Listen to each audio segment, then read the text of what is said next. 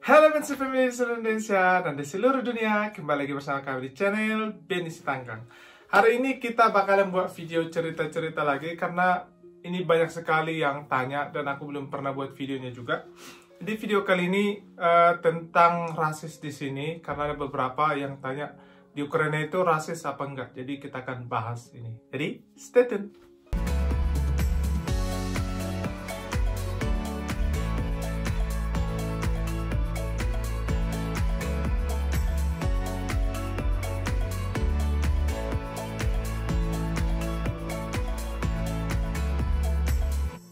Jadi Bensi Family, karena kalian banyak bertanya apakah di Ukraina itu orang-orangnya rasis atau kayak mana gitu. Jadi ini aku bakalan cerita sesuai dengan pengalaman aku tinggal di sini selama 6 tahun. Oke. Jadi aku itu di sini sampai itu tahun 2014 di Ukraina aku nyampe di sini. Terus habis itu yang nyampe di sini terus dijemput tanya di airport ya kan, terus kita pulang gitu. Pokoknya dari perjalanan dari airport udah sampai di sini ke rumah dia aman-aman aja. Ini bukan pertama kali aku ke Ukraina. Waktu itu waktu kerja di kapal juga udah pernah ke Ukraina, tapi yang di daerah Crimea Festival gitu. Karena kita nyandar di situ. Nah, untuk membahas rasis di sini sesuai dengan pengalamanku, aku itu dulu waktu baru-baru 2 minggu, 3 minggu gitu. Pas aku lagi di kampung mertua kan, waktu aku datang di sini kita masih tinggal di kampung mertua. Jadi kita lagi jalan-jalan sama Tanya, terus di sana ada juga apartemen kita. Jadi kita lagi lihat apartemen kita yang di sana, lagi cek udah bisa ditempati apa enggak. Terus habis itu pas singkat cerita pas sudah selesai semua kita cek, kita pulang. Pas di perjalanan pulang itu aku kan sama Tanya bisa gandengan tangan. Jadi kita lagi gandengan tangan, kita jalan pulang. Nah pas lagi jalan ada beberapa anak-anak, itu anak-anak paling umur 12-13 tahun, 12-15 tahun lah gitu. Jadi mereka lagi jalan, aku lagi gandengan sama Tanya. Tiba-tiba Tanya tanganku itu digenggam dia kayak erat gitu, diremas dia gitu kan. Terus aku tadinya mikir biasa ya, pas jalan udah beberapa ini dia makin kencang pegangnya. Terus aku bilang, "Kamu kenapa?" Aku bilang, "Enggak apa-apa," kata dia. Terus oh ya udah. Terus dia kayak mukanya udah mulai merah. Terus dari situ aku mulai pasti ada yang aneh nih. Terus aku tanya, "Kamu kenapa?" Aku bilang sama dia, "Itu tadi kamu lihat nggak ada anak-anak beberapa itu lewat?" Kata dia, "Iya." Terus aku bilang, "Terus mereka tadi panggil kamu N dengan huruf N, kalian tahu lah ya, N huruf terakhirnya R atau O gitu. Jadi mereka lagi sebut aku dengan kata itu, panggil-manggil." Dan Tanya, kebetulan aku nggak dengar dan nggak ngeh juga kan. Nah di situ Tanya mikir, aku bilang sama dia, ya udahlah itu palingan anak-anak nggak tahu, mereka palingan itu gara-gara dengar musik, dengar nonton apa video, nonton film, nggak tahu artinya tapi diucapin gitu. Nah habis itu ada itu yang pertama. Terus ada lagi pas kita ke ibu kota, dari kampung mertua ke ibu kota itu naik kereta itu 5-6 jam kalau nggak salah.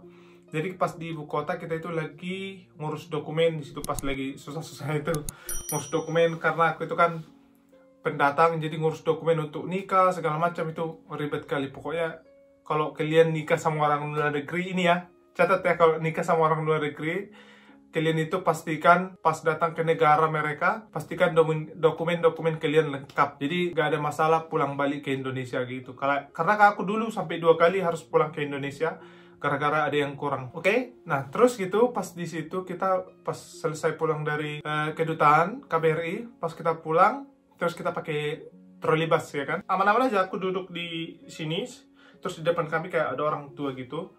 Habis itu kita lagi duduk santai-santai, aku ngobrol sama Tanya. Terus yang orang tua bilang, "Kalian ngapain datang ke Ukraina?" Dibilang, karena kan di situ kami ngomongnya bahasa Inggris, mungkin dikiranya kami pendatang. Terus kata Tanya, aku orang Ukraina," kata Tanya. Terus dia kayak kata dia. Habis itu dia bilang, bapak itu bilang udah tua, udah kayak umur 70-an kayaknya. Terus bapak itu bilang, "Emang isi tuh pas lagi ada masa-masa itu ya, yang tahun 2014 itu yang lagi perang. Jadi masih hangatnya di situ." Terus dia bilang, "Emang nggak ada lagi orang Ukraina yang bisa kau nikahi atau apa gitu, karena kita udah menikah di situ kan." Tania diam aja. Dia diam, dia mulai panas. Terus yang duduk di sebelah bapak itu malah minggir, ada anak muda minggir, dia kayak dia nggak mau ikut campur gitu kan. Di situ pas lagi banyak orang, lagi banyak yang berdiri, jadi kita pas lagi duduk.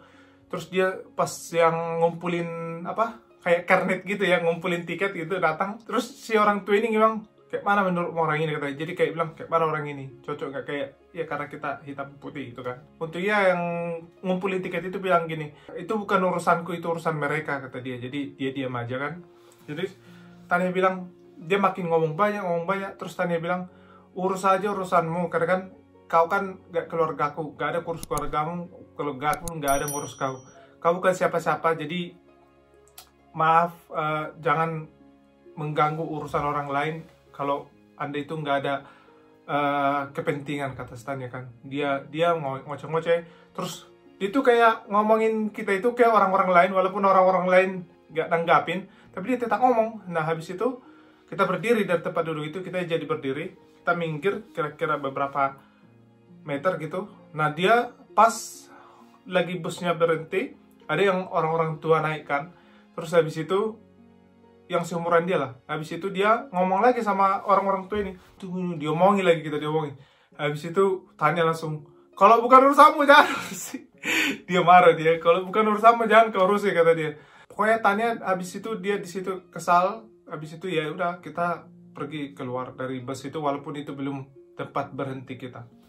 Habis itu yang ketiga, tetap di kota yang sama, di ibu kota. Nah kita lagi ngambil uang gitu di ATM. Terus ada mungkin anak-anak muda yang dikirim ke tempat perang gitu kan.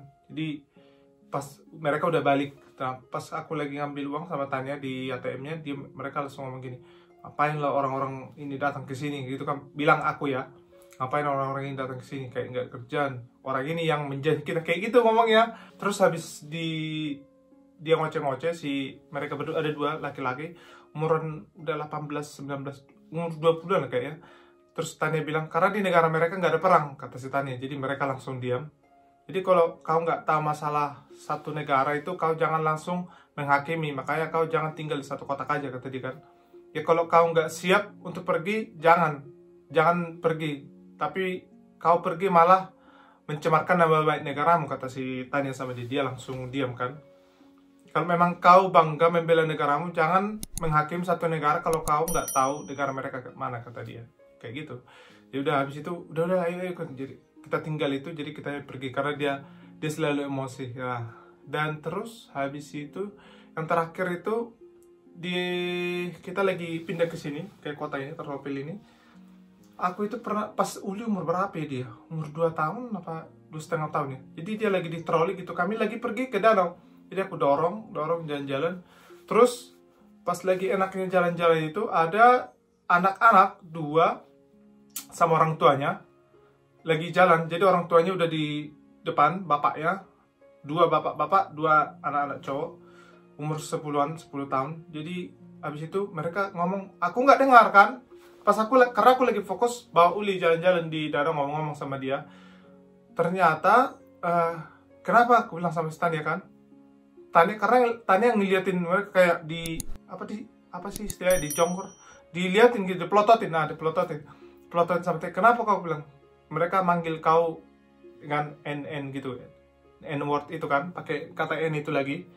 Habis itu yang mana aku bilang itu, aku langsung panas kan?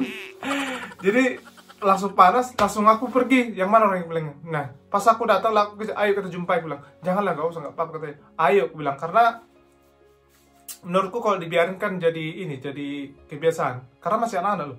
Habis itu udah bilang ayo, Tania takut, udah bilang ayo, aku bilang. Aku di situ sendalku aku lagi pakai celana pendek, sendalku aku pegang, aku buka sendalku, aku pegang gitu kan, biar cepat jalanku masuk ke jadi kaki ayam aku jalan ngejar mereka. Jadi aku lari kejar, bukan lari jalan cepat pokoknya. Jadi kita kejar mereka, jalan-jalan, si anak-anak ini lari mendekati orang tua.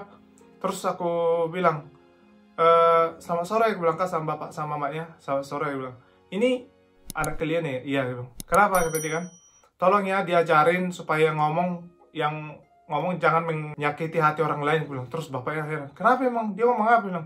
Terus ku Aku bilang, karena Tania nggak kuat ngomongnya kan. Maksudnya dia itu selalu langsung takut tuh karena kalau aku marah, aku biasanya jiwa batakku langsung ngawah gitu. Jadi aku langsung bilang mereka panggil aku dengan kata ini, bilang kata N tadi itu kan. Mereka manggil aku, kebetulan aku ada anak di sini. Jadi kalau anakku dengar aku datang ke sini karena bukan untuk menghakimi atau supaya mereka jerah. Aku bilang kan nanti kalau dibiarin mereka takutnya ke depannya makin dosa ini makin berulah. Aku bilang kan karena aku juga lagi bauli kan. Aku bilang ini ada anakku juga, dia dengar. Aku bilang kan jadi aku sebagai orang tua harus protect dia. Kayak mana kalau dia besar nanti dia dengar kayak gitu, dia biasa aja. Jadinya aku nunjukin sama anakku kalau dia itu ada dengar kata gitu, dia harus bela diri. Aku bilang bukan dia. Aku bilang habis itu bapaknya langsung marah, bukan sama kami, sama anaknya. Berani kali kau ngomong gitu sama anaknya. Minta maaf, kau bilang minta maaf. Anak orang itu minta maaf, anaknya itu. Ya udah aku bilang lain kali yang gini. Terus Tania langsung mau ngomong gini karena dia udah mulai udah mulai relax. Terus langsung dia bilang lain kali kau bilang kau kulihat, kau dengar kau bilang kayak gitu, bukan berurusan sama kami lagi, sama polisi kau berurusan, kata si Tania. Mereka langsung bilang. Terus orang tua ya minta maaf gitu. Jadi pas kita pisah gitu, mereka ke sana ke kiri, kami ke kanan, mereka diomel-omelin sama orang tuanya. Ya udah kayak gitu sih. Kalau aku selama di sini sih enggak, kalau aku bilang orang Ukraina enggak terlalu ya. Kalau menurut pengalamanku ya, enggak ada rasis-rasisnya. Di setiap negara pasti ada rasis. Kalau menurut pengalamanku enggak terlalu, karena aku yang dapat biasanya anak-anak. Dan kalau yang aku tanya juga teman-teman orang Afrika di sini, yang teman-teman orang Afrika yang main basket ataupun yang kuliah di sini kan, aku kenal gitu. Aku tanya, kau pernah dapat rasis gak selama di Ukraina gitu kan? Mereka bilang pernah. Tapi biasanya yang itu anak-anak kata dia. Jadi ya kemungkinan gara-gara dengar musik kan, yang ada kata-kata musik hip hop atau apa, tapi nggak tahu arti ya. Jadi kadang juga kita gitu jalan-jalan ada dengar ditaruh kayak speaker Bluetooth itu loh. Jalan-jalan gitu di danau, ditaruh kuat-kuat, musiknya musik bahasa Inggris, tapi mereka nggak tahu artinya, tapi dipasang kencang-kencang kata-katanya, pokoknya kata-kata jorok. Biasanya aku bukannya kayak mana ya, aku sama Tani biasanya pasti langsung pergi ke mereka, tegur, kau tahu nggak artinya itu, kata Tanya. Tani biasanya langsung ngomong gitu, karena dia kan merasa orang sini kan. Kau tahu nggak arti yang ngomong itu? Kau jangan pasang lagu yang nggak kau tahu artinya. Orang di sekitarmu nggak cuma kau aja, kata dia. Kalau kamu pasang dengar-dengar itu, ada headsetmu, ada uang, beli ini ada uangmu, masa beli headset gak ada uangmu, kata si Tania. Kau sendiri yang dengar itu, jangan kebu orang dengar-dengar kata-kata kayak gitu. Kalau nggak tahu artinya, jangan kau putar. Dia diam, terus mereka pergi gitu. Itu sih, kalau menurut aku sih biasanya anak-anak. Kalau orang dewasa, aku nggak ada. Terus kalau teman-teman basketku biasanya nggak ada juga. Selama aku kesini, nggak ada, mereka welcome aja yang dewasa ya, nggak ada komplain. Waktu main basket aku ngomong biasa aja, langsung ayo main ayo, ya udah dekat-dekat gitu, nggak ada. Tapi kalau yang rasisnya parah-parah kali aku belum pernah ngalamin. Jadi kalau menurut aku sih masih standar lah di sini ini ya rasisnya, jadi nggak kayak di Amerika atau apa gitu. Jadi sejauh ini sih baik-baik aja. Aku dari kecil Uli juga kita udah tahu, kalau kasih tahu sama dia kalau dia itu kan perkawinan campuran, harus kita jelaskan. Nanti kadang kalau kayak gini ada gini, kalau ada ini, pokoknya kalau ada yang aneh-aneh, Uli tuh biasanya kalau ada dengar kata kotor pasti kita dikasih tahu. Ada kayak gini ngomong kayak gini, ada ngomong kayak gini. Jadi dia itu pasti bertanya. Jadi kita jelaskan gitu. Jadi nanti dia tumbuhnya nggak kayak dibully. Makanya Uli sekarang lagi pengen masuk karate, kata dia. Tapi kita lihat katanya karate harus umur 6 tahun dulu baru masuk dia.